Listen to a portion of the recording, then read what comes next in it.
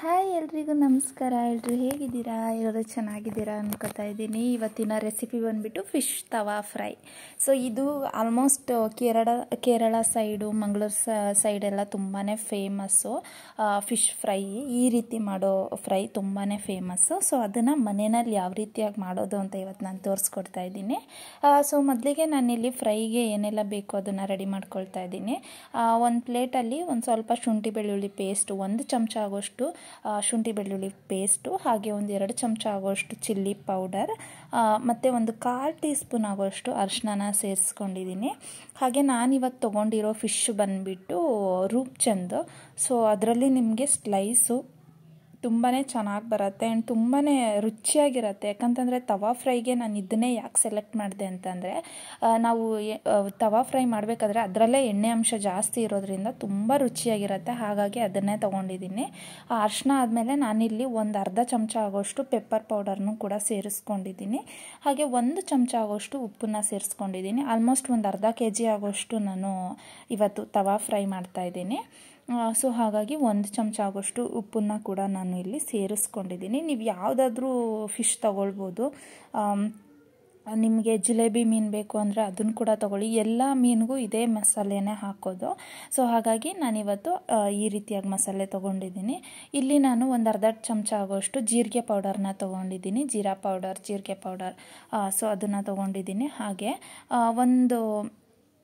ಒಂದು ಚಮಚ ಆಗೋಷ್ಟು ಕಾರ್ನ್ಫ್ಲೋರ್ನ ತೊಗೊಂಡಿದ್ದೀನಿ. ಮತ್ತು ಇಲ್ಲಿ ನೀವು 2 ಚಮಚ ಆಗೋಷ್ಟು ರೈಸ್ ಫ್ಲೋರ್ನ ತೊಗೊಳ್ಳಿ. ಅಕ್ಕಿ ಹಿಟ್ಟನ್ನು ಕೂಡ ಸೇರಿಸ್ಕೊಳ್ಳಿ. ವಿಡಿಯೋದಲ್ಲಿ ಸ್ಕಿಪ್ ಆಗಿದೆ, ಹಾಗಾಗಿ 2 ಚಮಚ ಆಗೋಷ್ಟು ಅಕ್ಕಿ ಪುಡಿನೂ ಸೇರಿಸ್ಕೊಳ್ಳಿ. ನಾನಿಲ್ಲಿ 1 ಚಮಚ ಕಾರ್ನ್ಫ್ಲೋರ್ ಮತ್ತು 2 ಚಮಚ ಆಗೋಷ್ಟು ಅಕ್ಕಿ ಪುಡಿನೂ ಕೂಡ ಸೇರಿಸ್ಕೊಂಡಿದ್ದೀನಿ. ನೀವು ಮರಿದಿರ ಸೇರಿಸ್ಕೊಳ್ಳಿ. ಹಾಗೆ ನಾನಿಲ್ಲಿ ಫಿಶ್ ಫ್ರೈ ಮಸಾಲಾನ 2 ಚಮಚ ಆಗೋಷ್ಟು ತೊಗೊಂಡಿದ್ದೀನಿ. ದೊಡ್ಡ ಸ್ಪೂನಲ್ಲಿ 2 ಚಮಚ ಆಗೋಷ್ಟು ಫಿಶ್ ಫ್ರೈದು ಪೌಡರ್ನ ತೊಗೊಂಡಿದ್ದೀನಿ. ಓಕೆನಾ, 2 ಚಮಚ ತೊಗೊಂಡಿದ್ದೀನಿ ಇದನ್ನು ನಾನು. ನೀವೇನಾದರೂ 1 kg ಮಾಡ್ತಾ ಇದ್ದೀರಾ ಅಂದರೆ 1 ಪ್ಯಾಕೆಟ್ ಫುಲ್ ತೊಗೊಳ್ಳಿ. ನಾನಿಲ್ಲಿ ಅರ್ಧ kg ಆಗಿರೋದ್ರಿಂದ ಸಾಕಾಗತ್ತೆ ಇಷ್ಟು. ಹಾಗೆ 1/4 ಟೀ ಸ್ಪೂನ್ ಆಗೋಷ್ಟು ಗರಂ ಮಸಾಲನೂ ಕೂಡ ನಾನಿಲ್ಲಿ ಸೇರಿಸ್ಕೊಂಡಿದ್ದೀನಿ.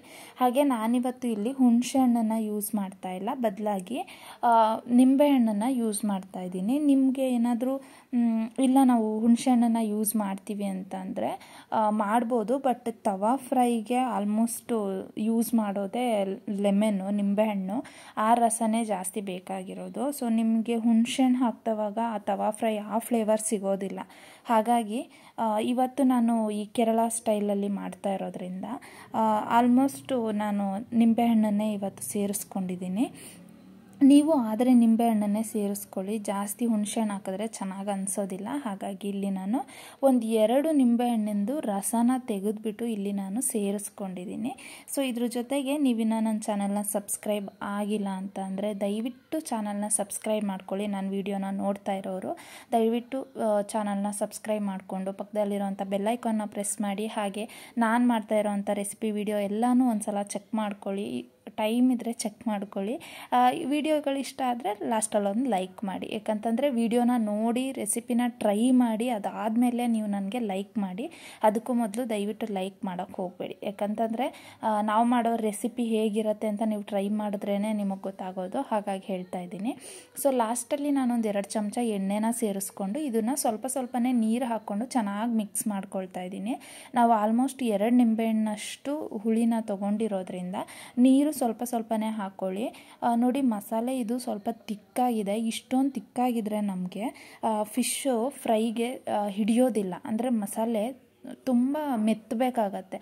ಹಾಗಾಗಿ ಇದನ್ನು ಸ್ವಲ್ಪ ತೆಳು ಮಾಡ್ಕೊಳ್ಳೋಣ. ಇವಾಗ ಇನ್ನೂ ಒಂದು ಸ್ವಲ್ಪ ನಾನು ಇದಕ್ಕೆ ನೀರನ್ನು ಹಾಕ್ಕೊಂಡು ಒಂದು ಸ್ವಲ್ಪ ತೆಳುವು ಮಾಡ್ಕೋತಾ ಇದ್ದೀನಿ. ಮೀನನ್ನು ನಾವು ಇದ್ರ ಮೇಲೆ ಹಾಕಿದ್ರೆ ಮಸಾಲೆ ಅದ್ರಾಗ ತನ್ನಷ್ಟಕ್ಕೆ ತಾನೇ ಅಂಟ್ಕೋಬೇಕು. ಆ ರೀತಿ ಕನ್ಸಿಸ್ಟೆನ್ಸಿ ಇರಬೇಕು. ನೋಡಿ ಈ ರೀತಿಯ ಕನ್ಸಿಸ್ಟೆನ್ಸಿ ಇದ್ದರೆ ಪರ್ಫೆಕ್ಟಾಗಿರುತ್ತೆ. ನೋಡಿ ಈ ರೀತಿ ಮೀನನ್ನು ಇಟ್ಟರೆ ನಾವು ಕರೆಕ್ಟಾಗಿ ಹಚ್ಕೋಬೇಕು. ಅದ್ರದ್ದು ಮಸಾಲೆ ಅದಕ್ಕೆ ಹಚ್ಕೊಳ್ಬೇಕು. ಆ ರೀತಿ ಕನ್ಸಿಸ್ಟೆನ್ಸಿ ಇರಬೇಕು. ನಾನು ತೊಗೊಂಡಿರೋ ಎಲ್ಲ ಫಿಶ್ ಸ್ಲೈಸ್ಗೂ ಇವಾಗ ನಾನು ಎಲ್ಲದಕ್ಕೂ ಕೂಡ ಹೆಚ್ಚಿಟ್ಕೊಳ್ತಾ ಇದ್ದೀನಿ. ನೀವು ಬದಲಾಗಿ ಸಿಂಪಲ್ಲಾಗಿ ನಾನು ಮೊದಲೇ ಹೇಳ್ದಂಗೆ ಜಿಲೇಬಿ ಮೀನು ಅಥವಾ ಬಾಂಗ್ಡಾ ಫಿಶ್ಶು ಯಾವ್ದು ಬೇಕಿದ್ರೂ ತೊಗೊಳ್ಬೋದು, ಎಲ್ಲನೂ ಚೆನ್ನಾಗಿರುತ್ತೆ. ಬಟ್ ಕೆಲವ್ರು ಏನು ಮಾಡ್ತಾರೆ ಅಂತ ಅಂದರೆ ಫಿಶ್ ಫ್ರೈ ಅಂದಿದ ತಕ್ಷಣ ಡೀಪ್ ಫ್ರೈ ಮಾಡಿಬಿಡ್ತಾರೆ. ಎಣ್ಣೆ ಜಾಸ್ತಿ ಒಂದು ಬಾಣಲಿನಲ್ಲಿ ಎಣ್ಣೆ ಹಾಕಿಬಿಟ್ಟು ಅದರೊಳಗಡೆ ಬಿಟ್ಬಿಡ್ತಾರೆ ಮೀನುಗಳನ್ನ. ಸೊ ಅದು ಏನಾಗುತ್ತೆ ಅಂದರೆ ನಮಗೆ ಒಂಥರ ಅದು ಈ ಕಬಾಬ್ ತಿಂದಿದ್ದು ಒಂಥರ ಆ ಫೀಲ್ ಬರುತ್ತೆ. ನಮಗೆ ತವಾ ಫ್ರೈಯೇ ಬೇಕು. ಈ ರೋಡ್ ಸೈಡಲ್ಲೆಲ್ಲ ಆಲ್ಮೋಸ್ಟ್ ನೀವು ತಿಂದಿರ್ತೀರ ಈ ತವಾ ಫ್ರೈಗಳನ್ನ. ಅಲ್ಲಿ ಅವ್ರು ಹೇಗೆ ಮಾಡ್ತಾರೆ ಅಂತ ಅಂದರೆ ಇದೇ ರೀತಿಯೇ ಮಾಡೋದು. ಈ ರೀತಿ ಎಲ್ಲ ಮಸಾಲೆನ ಪ್ರಿಪೇರ್ ಮಾಡಿಕೊಂಡು ಮಾಡ್ತಾರೆ. ನಾನಿಲ್ಲಿ ನಿಮ್ಗೆ ಇನ್ನೊಂದು ಟಿಪ್ಸ್ ಕೂಡ ಕೊಡ್ತೀನಿ, ವಿಡಿಯೋನ ಎಂಡಿಂಗ್ವರೆಗೂ ನೋಡಿ. ಸೊ ಇವಾಗ ನಾನಿಲ್ಲಿ ಹೆಂಚಿಟ್ಕೊಂಡಿದ್ದೀನಿ.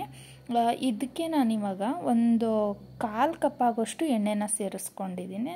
ಅಂದರೆ ಒಂದು ಸ್ವಲ್ಪ ಮೀನಿಗೆ ಚೆನ್ನಾಗಿ ಬೇಯೋ ಅಷ್ಟು ಎಣ್ಣೆನ ಸೇರಿಸ್ಕೊಂಡಿದ್ದೀನಿ. ಇದು ಸ್ವಲ್ಪ ಚೆನ್ನಾಗಿ ಬೆಂದಿದ್ದಾದಮೇಲೆ ನಾವೇನು ಫ್ರೈ ಮಾಡಿ ಮ್ಯಾರಿನೇಟ್ಗೆ ಅಂತೇಳಿ ಅರ್ಧ ಗಂಟೆ ಫ್ರೈ ಮಾಡಿರೋದನ್ನು ಇಡಬೇಕಾಗತ್ತೆ.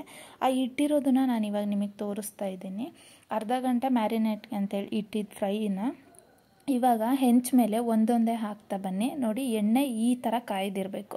ತುಂಬ ಜಾಸ್ತಿ ಕಾಯ್ದುಬಿಟ್ಟಿದ್ರೆ ನಿಮಗೆ ಹಾಕಿದ ತಕ್ಷಣ ಸೀದೋಗ್ಬಿಡತ್ತೆ ಮೀನು.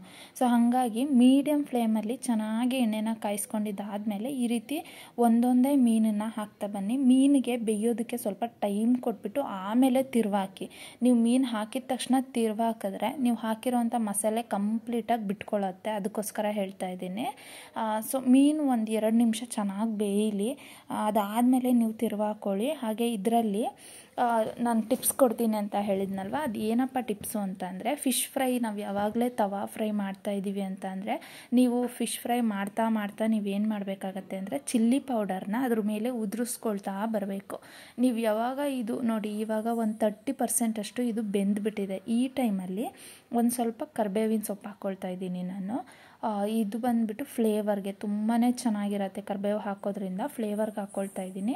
ಹಾಗೆ ಇದು ಬೇಯ್ತಾ ನೀವೇನು ಮಾಡಬೇಕು ಅಂತ ಅಂದರೆ ಚಿಲ್ಲಿ ಪೌಡರು ಮತ್ತು ಲೆಮನ್ನ ಮೇಲ್ಗಡೆ ಹಾಗೆ ಸ್ಪ್ರಿಂಕಲ್ ಮಾಡ್ತಾ ಬರಬೇಕು. ಆವಾಗ ನಿಮಗೆ ಕಲ್ಲರು, ಟೇಸ್ಟು, ರುಚಿ ತುಂಬಾ ಚೆನ್ನಾಗಿ ಬರುತ್ತೆ. ಈ ತವಾ ಫ್ರೈನ ಒಂದು ಸಲ ಟ್ರೈ ಮಾಡಿ ನೋಡಿ, ಸಿಕ್ಕಾಪಟ್ಟೆ ಚೆನ್ನಾಗಿರುತ್ತೆ. ಎಲ್ಲ ಫಿಶ್ಗೂ ಕೂಡ ಹೊಂದ್ಕೊಳ್ಳೋ ಅಂಥ ಫಿಶ್ ಫ್ರೈ ಮಸಾಲೆನ ಇವತ್ತು ನಾನು ನಿಮಗೆ ತೋರಿಸ್ಕೊಟ್ಟಿದ್ದೀನಿ.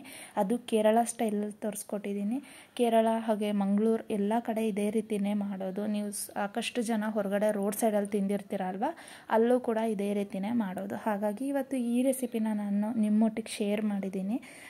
ಸೊ ಈ ರೆಸಿಪಿ ನಿಮಗೆ ಇಷ್ಟ ಆಗೇ ಆಗುತ್ತೆ. ಮನೇಲಿ ಟ್ರೈ ಮಾಡಿ ನೋಡಿ. ನಾನು ಫಿಶನ್ನು ಎತ್ತಿದ ತಕ್ಷಣ ಎಷ್ಟು ಈಸಿಯಾಗಿ ಬಂತಲ್ವ, ಈ ರೀತಿಯಾಗಿ ಬರಬೇಕು. ಮತ್ತು ನಾನು ಹಾಕಿರೋ ಮಸಾಲೆ ಅಷ್ಟು ಬಿಟ್ಕೊಂಡಿಲ್ಲ, ಚೆನ್ನಾಗಿ ಹೊಂದ್ಕೊಂಡಿದೆ. ಸೊ ವಿಡಿಯೋದಲ್ಲಿ ನಿಮ್ಗೆ ಹಿಂಗೆ ಕಾಣಿಸ್ತಾ ಇದೆ ಅಷ್ಟೇ, ಬಟ್ ಮಸಾಲೆ ಫುಲ್ಲು ಕಂಪ್ಲೀಟಾಗಿ ಹೊಂದ್ಕೊಂಡಿದೆ. ಅದ್ರ ಒಳಗಡೆ ಉಪ್ಪು, ಖಾರ, ಹುಳಿ ಎಲ್ಲ ಸಖತ್ತಾಗಿ ಹಿಡಿದಿತ್ತು. ತುಂಬಾ ಚೆನ್ನಾಗಿತ್ತು ಫಿಶ್ ಫ್ರೈ.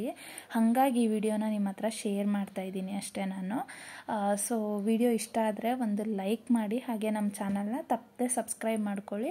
ಹಾಗೆ ಮಿಸ್ ಮಾಡ್ದಿರಾ ಈ ಫಿಶ್ ತವಾ ಫ್ರೈನ ದಯವಿಟ್ಟು ಮನೆಯಲ್ಲಿ ಟ್ರೈ ಮಾಡಿ ನೋಡಿ. ತುಂಬಾ ಚೆನ್ನಾಗಿರುತ್ತೆ. ರೆಸ್ಟೋರೆಂಟಲ್ಲೂ ಕೂಡ ಇದೇ ರೀತಿಯೇ ಮಾಡ್ತಾರೆ. ಆಲ್ಮೋಸ್ಟ್ ಆಲ್ ಎಲ್ಲ ಕಡೆ ಇದೇ ರೀತಿಯೇ ಮಾಡೋದು. ಹಾಗಾಗಿ ಈ ರೆಸಿಪಿನ ಇವತ್ತು ತೋರಿಸ್ಕೊಟ್ಟಿದ್ದೀನಿ. ವಿಡಿಯೋ ಇಷ್ಟ ಆದರೆ ಒಂದು ಲೈಕ್ ಮಾಡಿ.